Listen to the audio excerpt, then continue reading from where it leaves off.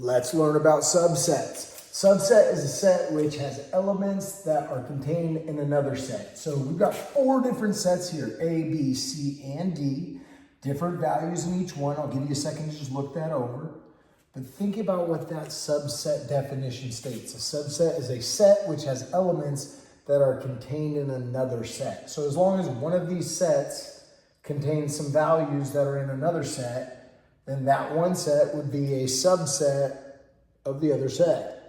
Okay, we get it. So before we get started on this, I want to talk about these symbols. I'm just going to write one down here. So I'm going to write that symbol down like this, and I'm going to mark this location right here, and we're going to just call that the bump.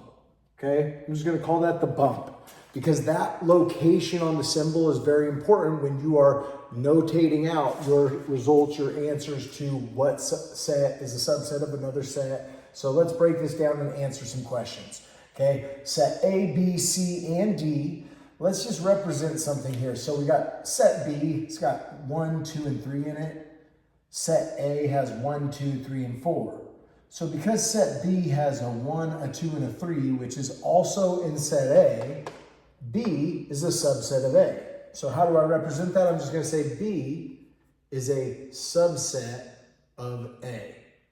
B is a subset of A. Now notice where the bump is, right? The bump on the symbol is where B is. So you're always going to be reading this letter or name of the set. You're always going to be reading that part first. So I can flip this, okay? And I can put B on the other side, but I would want the bump to be next to the B, because if I'm going to read this out, I'm going to read it the same as I read this. B is a subset of A. I just read this one backwards. B is a subset of A. The reason I want to say B is a subset of A as opposed to A is a subset of B is because the bump is next to the B. So B is a subset of A is how you would read that out. Okay, so I got C here, which is a 3, a 4, and a 5. Let's see if that's a subset of A. So C's got 3, 4, and 5. A's got 1, 2, 3, 4. So we've got the 3, we've got the 4, but 5 is in C, but it's not in A. So C would not be a subset of A.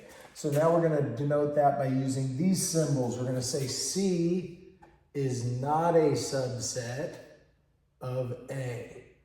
Now remember, because the bump is right here, I say C is not a subset. I could flip it, I could put C on the other side, but I want to put the bump next to C. C is not a subset of A, okay? All right, now you might be wondering about these lines here. Why do these symbols down here have lines? Let me explain that to you real quick.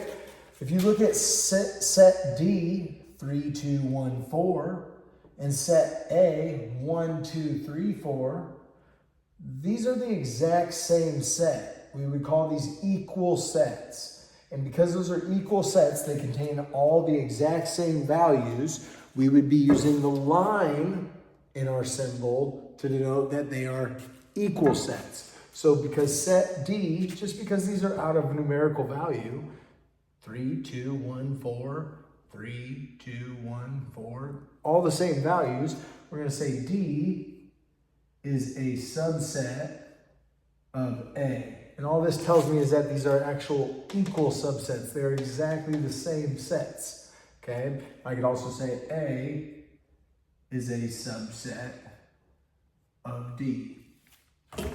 Okay, hopefully this makes sense. Study hard and good luck on your upcoming test.